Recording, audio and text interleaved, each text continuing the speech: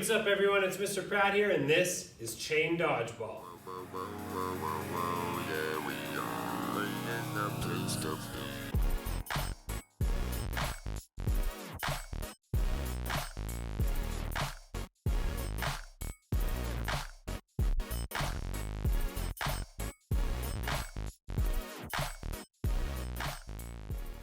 So as you know, I'm always bringing you accessible, modifiable, and engaging content for in the gym, at home, and in the classroom. Today's game, Chain Dodgeball, is another one of my favorites. Now, Chain Dodgeball is a great game for playing for warm-ups when you're in a sending and receiving or a throwing and catching type unit or theme. This is an activity I've done with students as young as kindergarten, all the way up to grade 8, and every time we play it, all the students seem to love it. Another reason I love Chain Dodgeball is because it's a great assessment piece for younger students to gauge their ability to understand the rules of a game. So it's a great way to gauge if students are using fair play in their activities.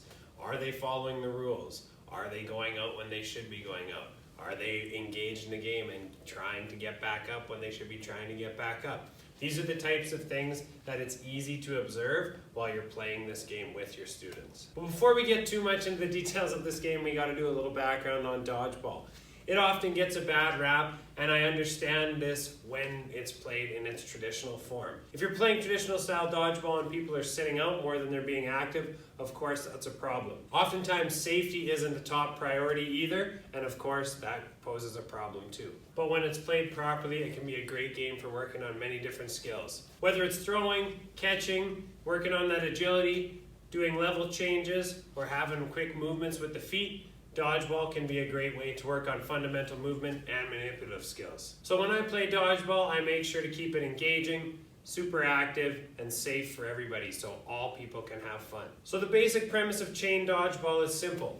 There are no teams, there are no sides, it's a free-for-all type dodgeball where every person can move throughout the gym wherever they please. When the game starts, there's going to be balls spread throughout the gym and everybody's going to be standing on their feet. As I said, they're free to move around the gym. When they pick up a ball, they are going to try and hit other students from the waist down. This is a great way to keep the game safer, of course, because you're going to limit headshots and shots to the neck and other areas you don't want people getting hit. But it also makes the game a lot more fun because it's harder to hit your target when you're aiming from the waist down.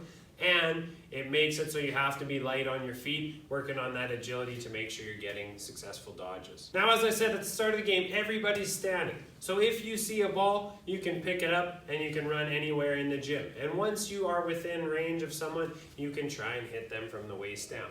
Or they could be trying to hit you from the waist down. If you are hit below the waist, you are going to sit down on the floor. But again, the beauty of this type of dodgeball is you're not out. You're still very much involved in the game when you're sitting. So keeping that activity and engagement up for all students is super important.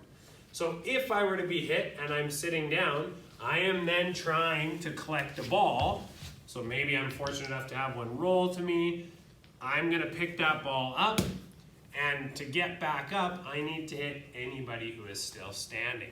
So there's going to be people running all throughout the gym, and I can try and take anybody that is standing and hit them in the legs. If I do that, they would sit down and I would stand back up. Now, that's simple enough so far, but the reason the game is called Chain Dodgeball is because when I'm sitting down, I can actually make a chain with other people. And this is usually a modification I add after I've played the game for a few minutes to get the basics down. But the chain concept is if I have a ball and I pass it to another sitting player, they can then try and hit a standing player, and if they're successful in doing so, both the player I pass it to and I would stand up. So we've made a chain with the ball, and we're both able to get up if that player is successful in hitting someone.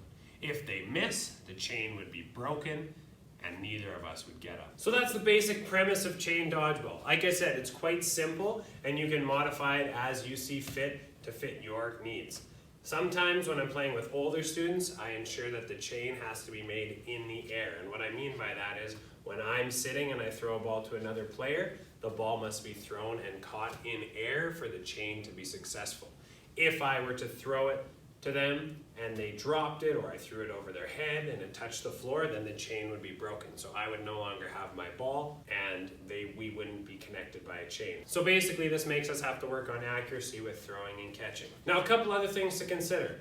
I allow students to have a chain as big as they want. So it could be 20 students long with a chain, and if the 20th student hit the standing student with the ball, then all 20 of those people in the chain would be able to get up. I also tell students that the chain is connected to the ball, not to the person. So if I had an orange ball and a blue ball, and I pass the orange ball to someone, but I hit someone with the blue ball, the person who I made the chain with doesn't get up because the chain is connected to the ball, not to the person that I pass with. Now, all that being said, I usually don't let chains get that long to begin with. I often use a key word called jailbreak, and in my gym, when a jailbreak is called, that means everybody is free to start playing the game again. So I usually call a jailbreak every 30 seconds to a minute. Now, as for the setup, you're gonna have to play around with how many balls you have in the gym. I found a good ratio is having about 3/4 the amount of balls as you do students. So if you had 20 students, you're gonna have 15 balls out in the gym. This is gonna keep everybody active and engaged.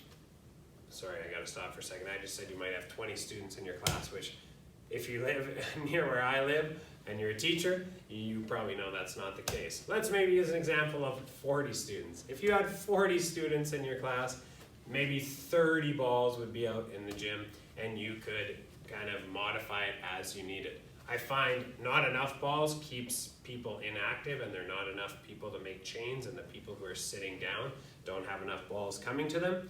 But if you end up having too many balls, then the second people stand back up, they're getting hit again. So you gotta play with that and decide how many balls work best for the game and the way you wanna play the game. Now, a few other things to keep in mind when you're playing chain dodgeball is the size of your space. This is a tough game to play outside because the balls are going to roll too far away, and it's difficult for the people who are sitting out to get balls. So sometimes I cut my gym in half just to keep it working with the group size that I have. Again, this is going to be something you're going to have to play around with and experiment with to see what works best for you. I've had students who are sitting on the ground be able to do animal walks or army crawls or any other kind of movement, maybe just bum scooches. And they are able to move to get a ball, so then they're much more active when they're sitting on the ground as well. So if you don't want to call jailbreaks as much and you want to work on lower skills like crawling or rolling and those kind of skills, you could have students being allowed to do that. You can also limit the way they're allowed to throw the ball. If you're working on strictly underhand throwing, maybe they have to do all underhand throwing. If you're working on overhand throwing, maybe it's all overhand throwing, or you're just giving them the choice. Whatever works best in whatever theme or unit you're currently doing is what you should make happen. And of course, you have to have your classic dodgeball rules instilled within your group before you can successfully play this game. So students have to know what happens when a ball is thrown and then caught by an opponent. In my class, that would mean the thrower is out. You're gonna have to have rules on blocking the balls, because that's this question students are always gonna ask. So I allow students to block with the ball, but if the ball gets knocked out of their hand, then I would count them as being down, because I consider that like a shield, and the shield getting knocked out of your hand, that's how I explain it to my students, but of course you gotta do what works best with you. Another common one is gonna be the hands, because people are gonna have their hands below their waist at times and they're gonna get hit in the hand. So I count hands and arms if they're below the waist. Again, this is gonna be something you're gonna have to modify to work with how you would like to play the game. So that about does it for chain dodgeball. It's short, it's sweet, it's simple, but it's a ton of fun. This is a game that's gonna have kids sweating like crazy, running around, throwing, catching, working on that agility, and having a ton of fun in your classroom. If you did enjoy this video and my other content, please remember to hit that subscribe button down there, and don't forget to sign up for notifications so you can be the first to see my weekly content. As always, I would encourage you to like this video. Please share with other colleagues who might find it useful, and leave me a comment below to let me know how you've used the game in your context. I'd love to hear about it, and I'm always looking for fresh ideas to keep it engaging and exciting in my own classroom as well. So thanks for tuning in for another one of my videos. But for now, this is Mr. Pratt signing off from Chain Dodgeball.